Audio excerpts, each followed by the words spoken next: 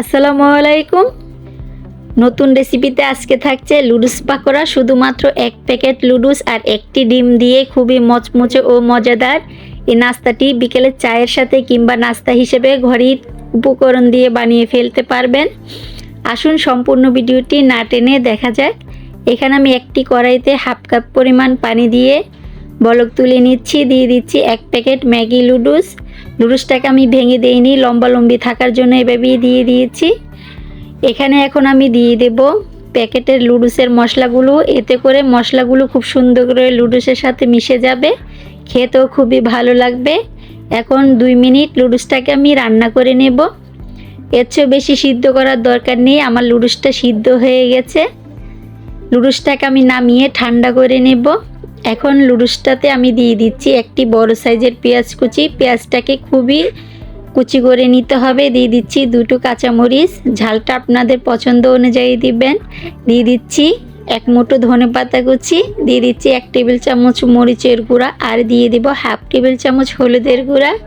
দিয়ে দেব পরিমাণ মতো লবণ। লবণটা অল্পই দিতে হবে, কেননা লুডুসের মশলা তো লবণ থাকে। এখন 1 প্যাকেট লুডুসের জন্য এখানে আমি দিয়ে দিচ্ছি একটি ডিম। 1 প্যাকেট লুডুসের জন্য একটি ডিমই যথেষ্ট। দিয়ে দিচ্ছি 2 টেবিল চামচ কর্নফ্লাওয়ার। কর্নফ্লাওয়ারের পরিবর্তে 1 টেবিল চামচ চালের গুঁড়োও দিতে পারেন। এখন খুবই আলতো হাতে সবগুলো উপকরণ মাখিয়ে নেব। বেশি কচলে মাখা যাবে না, এতে করে লুডুস থেকে আর ডিম থেকে পানি ছেড়ে দেবে। আলতো হাতে লুডুসটাকে ভালো করে মেখিয়ে নিচ্ছি। এখন আমি এভাবে পাকোড়া শেপ দিয়ে দেব।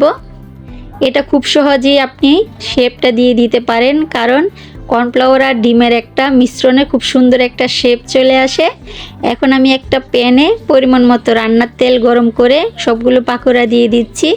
পাকোড়াগুলো এমনভাবে তেলে দিতে হবে যাতে অর্ধেকটা তেলে ডুবে থাকে।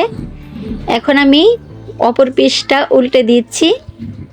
চুলার আঁচ লো হিটে রেখে পাকোড়াগুলো ভেজে নিতে হবে। খুব তাড়াতাড়ি পাকোড়াগুলো হয়ে যায়, যেহেতু লুডুসগুলো আমাদের সিদ্ধ করা আছে। এখন হালকা বাদামি কালার করে আমি লুডুসটাকে ভেজে নেব। বেশি গোল্ডেন করে ভাজা যাবে না, কারণ নামাতেই আরও সুন্দর একটা কালার চলে আসবে। আমি হালকা বাদামি কালার করে লুডুসটাকে ভেজে নিয়েছি।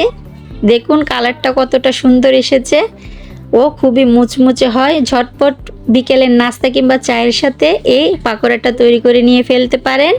আজকের এই সহজ রেসিপিটি যদি আপনাদের ভালো লেগে থাকে অবশ্যই একটি লাইক ও কমেন্ট করে বলে যাবেন। আমার চ্যানেলে যদি আপনি নতুন হয়ে থাকে প্লিজ চ্যানেলটি সাবস্ক্রাইব করবেন।